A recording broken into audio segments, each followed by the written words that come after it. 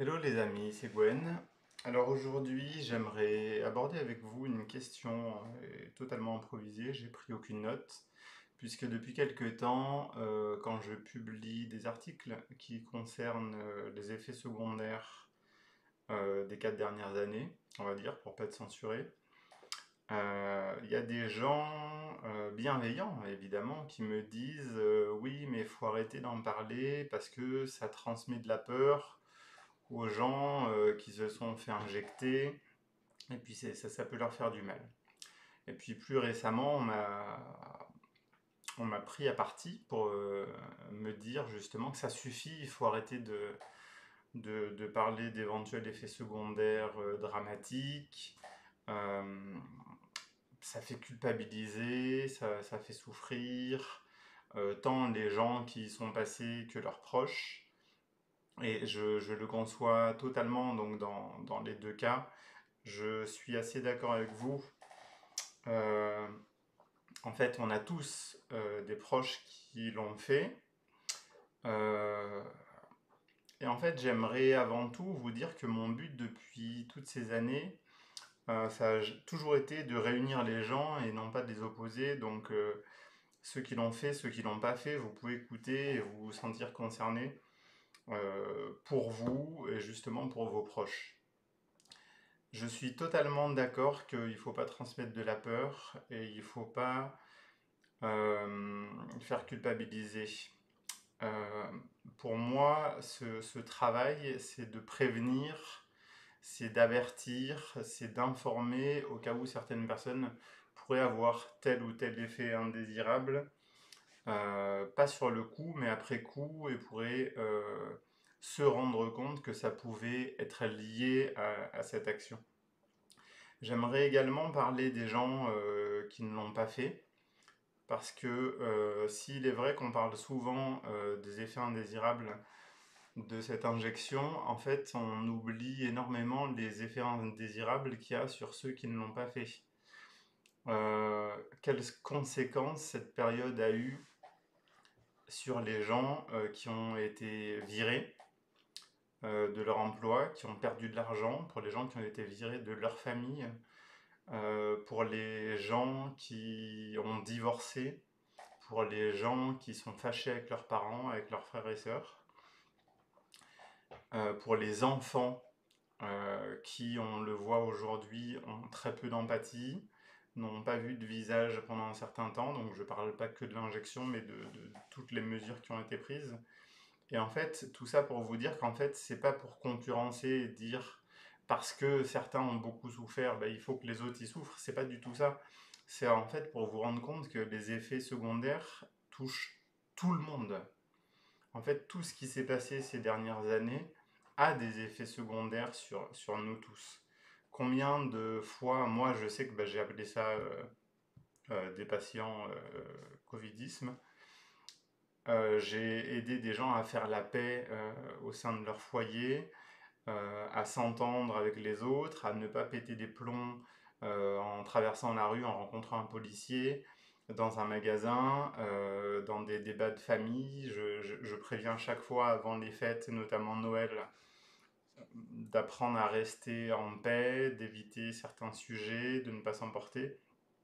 Enfin bref, donc je vois vraiment les conséquences de tout ça, même parmi mes proches. J'en connais qui sont encore fâchés avec d'autres membres de leur famille. Certains liens sont brisés, j'espère pas pour toujours, mais en tout cas, bref, il y a des conséquences sur tout le monde. Alors à toutes les personnes qui l'ont fait, le but vraiment du fond de mon cœur, c'est pas de dire vous allez mourir, là vous risquez d'avoir une myocardite, là attention il y a un joueur de foot qui est tombé par terre. C'est pas de transmettre de la peur, c'est qu'en fait j'aimerais vous prévenir aussi que si vous n'aimez pas entendre parler des effets secondaires maintenant, vous risquez d'être sur la défensive pendant très très très très longtemps. parce que je vous promets qu'on va en entendre parler très longtemps, parce que certains attendent des jugements, on attend des Olivier Véran, bon lui on ne sait pas où il est, Van der Leyen elle est au tribunal, Anthony Fauci aux États-Unis aussi, Pfizer va sûrement passer aussi un moment, j'ai vu qu'ils ont déjà été condamnés par certains pays à des amendes, et les effets secondaires sur la santé des gens, ça ne se mesure pas sur 2 ans après. J'aimerais que vous vous rendiez compte que des effets secondaires, vous allez en entendre parler toute votre vie, parce qu'il y a des effets immédiats. On est bien tous au courant qu'il y a des gens qui sont tombés malades très vite, il y en a qui sont décédés très vite, mais on n'est pas prêt de nous arrêter sur des effets secondaires à moyen et à long terme. Parce qu'on entendra parler encore dans 5 ans, dans 10 ans, dans 20 ans, dans 50 ans des effets secondaires. Et peut-être même, si c'est rentré dans l'ADN, vu qu'il y a des ARN messagers, quelles seront les conséquences sur les générations d'après. Et là, je vous le dis encore une fois, non pas pour vous faire peur, mais pour vous prévenir afin que vous ne vous sentiez pas agressé quand on parle de ça, car aujourd'hui encore, nous parlons et nous découvrons encore des effets secondaires de Fukushima, de Hiroshima-Nagasaki, désolé de comparer ça avec des drames nucléaires, mais tout ça pour vous dire que même si vous prenez quelqu'un, ça arrive de temps en temps, qui se balade dans un champ au Vietnam ou en France, dans les Ardennes, et qui marche sur une mine et qui explose, quelque part, c'est l'effet secondaire d'un drame, d'une guerre qui a eu lieu il y a 50 ou il y a 100 ans. Récemment encore, j'écoutais une vidéo très intéressante, je suis passionné par les civilisations anciennes, de gens qui sont dentistes spécialisés dans l'archéologie et qui donc étudient les dents pour comprendre ce que des peuples à d'autres époques, il y a 20 000, il y a 50 000, il y a 500 000 ans, mangeaient. Là où je veux en venir, c'est quoi? C'est qu'en fait, ça fait aussi partie, quelque part, des effets secondaires de l'alimentation sur des siècles de vie, sur des générations, sur des ancêtres, pour comprendre ce qui est bon ou pas bon et comment ça a marqué les dents en l'occurrence, mais les os, mais les cheveux, etc.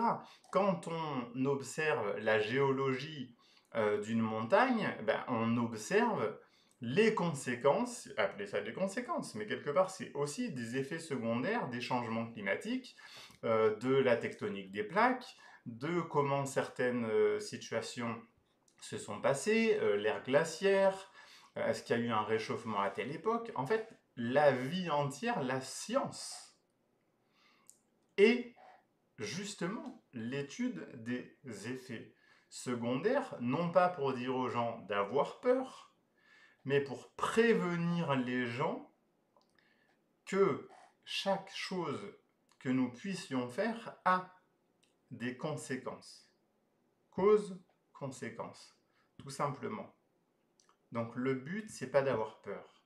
Moi, je vous ai déjà dit, quand j'étais ado, j'ai fumé des joints, mais vraiment beaucoup par jour, pendant des années. Il y a des effets secondaires sur moi. Je ne peux pas les mesurer, je ne peux pas les quantifier, je ne peux pas mesurer et comparer avec le Gwen que j'aurais pu être si ça m'était pas arrivé. Mais tout ce qu'on fait a des conséquences. La thérapie, le chamanisme, c'est le travail de cause-conséquence. Quelles sont les conséquences, une fois adulte, de quelqu'un qui a été frappé par ses parents? Quelles sont les conséquences suite au fait d'avoir perdu un membre de sa famille quand on était enfant? Quelles sont les conséquences? Aujourd'hui, on prend de gens qui font de la chirurgie esthétique sur le long terme, de gens qui changent de sexe, qui prennent, là je viens de voir, ça me vient en tête, parce que l'Angleterre a interdit de couper les hormones pour changer de sexe des gens de moins de 18 ans. Pourquoi? Parce qu'en fait, on prend des décisions. On dit, c'est mieux. Les gens, prenez l'exemple que vous voulez, vont pouvoir bénéficier d'un traitement. Allez, on prend un exemple tout simple. Quand vous avez mal à la tête, prenez des aspirines. Personne ne prend des aspirines. 5 ans, 10 ans, chaque fois qu'elle a mal à la tête, elle prend des aspirines. Et un beau jour, on découvre qu'il y a des effets secondaires de cette prise d'aspirine, et on informe les gens. Ça sert à quoi? C'est pas pour les faire culpabiliser et leur dire vous aurez pas dû. C'est pour dire on ne savait pas. Ou alors, pour les complotistes, on savait mais ça nous a rapporté de l'argent. Et il s'avère qu'une prise répétée d'aspirine est mauvaise pour la santé. Voilà. Ça sert à ça. Pendant longtemps, on a dit, ben moi je suis fumeur. Aux gens, fumer, c'est cool, c'est stylé, c'est l'avenir, c'est la liberté. Puis après, ben, on découvre que c'est mauvais pour la santé. C'est comme tout, c'est comme manger de la viande, c'est comme boire des produits laitiers, c'est comme l'hygiène de vie, c'est comme on découvre aujourd'hui, enfin aujourd'hui depuis quelques années, comment ça s'appelle? Mince, j'ai oublié. Bref, que la génétique peut être influencée par notre mode de vie. Donc en fait, comme je l'ai dit auparavant, la vie entière et la science et la psychologie et la psychothérapie sont les études, je dirais même en plus pour ceux qui me connaissent sous l'étiquette de spiritualité, la spiritualité, c'est également l'observation, évidemment, de l'instant présent, mais aussi de, tiens, j'ai observé que lorsque j'ai tel comportement avec les gens, ils réagissent comme ça et ça peut avoir telle conséquence sur moi, sur ma vie, sur ce qui peut m'arriver. Alors, j'espère que mon message est bien passé et que nous allons tous nous entendre pour comprendre que c'est pas juste. Vraiment, j'entends que si je partage demain un article sur on a découvert qu'il y a tant de la population qui est décédée. Bah, d'ailleurs, là, je viens de lire un article il y a quelques jours en Suisse où la Suisse refuse d'enquêter sur le taux de mortalité dû éventuellement au virus ou à sa solution. Ça me fait vraiment des émotions d'en parler, je vais pas m'éterniser. Mais voilà, pour vous dire que il ne s'agit pas de mettre tout ça sous le tapis. C'est beaucoup trop tôt. C'est beaucoup trop tôt. Et vous allez en entendre parler toute votre vie de ça. Et de tout notre mode de vie. On apprendra un jour que se filmer ou faire des vidéos, ça peut avoir tel effet. Que passer sa vie sur son portable, ça peut avoir telle conséquence. Que avoir une religion ou pas, ou des pierres de lithothérapie, ça a telle ou telle conséquence ou effet secondaire. Que ce soit positif ou négatif. On est, entre guillemets, obligé. Ça fait partie de la vie d'observer tous ces phénomènes qui ont pour objectif de nous améliorer et de ne pas répéter les erreurs qui ont été faites par le passé. Un dernier exemple. Regardez les gens qui ont grandi, qui ont vécu dans les années 60, 70 ou 70 pour ceux qui veulent, ou 80, dans les voitures, les gens ils fumaient, ils buvaient, ils n'avaient pas de ceinture de sécurité, il n'y avait pas d'airbag. Et avec le temps, à force d'observer les conséquences que ça peut avoir, on améliore les situations pour qu'il y ait moins de drames au volant et que les gens puissent prendre le moins de risques possible. Voilà, c'est ça. Après, pour terminer sur une touche positive, il y a des moyens de se guérir. De tout, de se guérir d'une maladie, de se guérir du remède de la maladie, parce que des fois c'est le remède en l'occurrence qui peut avoir des conséquences. Donc soyons positifs, on pourra trouver des solutions.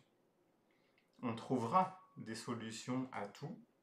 C'est aussi ça, la science et le progrès, c'est que bientôt, prions, on comprendra qu'on peut soigner des cancers, on peut soigner des maladies auto-immunes. C'est tout l'objectif de nous, que nous avons, qui travaillons, qui œuvrons dans la santé, dans la spiritualité. Je sais que nous, à une époque, c'est des termes qu'on ne peut plus dire aujourd'hui, mais on avait sorti une formation de comment tout guérir sur le plan tant physique que émotionnel, que mental, que spirituel. C'est possible. Alors, si c'est possible pour vous qui êtes dans une quête de spiritualité de trouver l'éveil, c'est possible aussi pour les personnes qui ont des problèmes de santé de trouver la guérison. La foi, moi, c'est un de mes mots-clés depuis toujours. Pourquoi il y a des miracles? On appelle ça des miracles à Lourdes ou ailleurs dans le monde. Parce qu'il y a des gens qui ont foi. Ils se disent, je vais aller là-bas, ça va me sauver, et ça les sauve. Alors nous, qui sommes dans la spiritualité, ou certains la religion, ou pas, on appelle ça les miracles. Dans la science, on appelle ça, je sais pas, un effet placebo, par opposition à un effet nocebo. On peut appeler ça la pensée créatrice, appeler ça comme vous voulez. Mais en tout cas, voilà, ma conclusion, c'est que tout est possible et le but, justement, c'est de comprendre que n'ayons pas peur, ayons foi, croyons en nous, soutenons-nous, que ceux qui l'ont fait, ceux qui ne l'ont pas fait, avec toutes les conséquences que ça a sur nos vies, on se soutient. Vraiment, je suis là pour vous, vous pouvez compter sur moi. Nous sommes un et je nous aime. Ciao, ciao.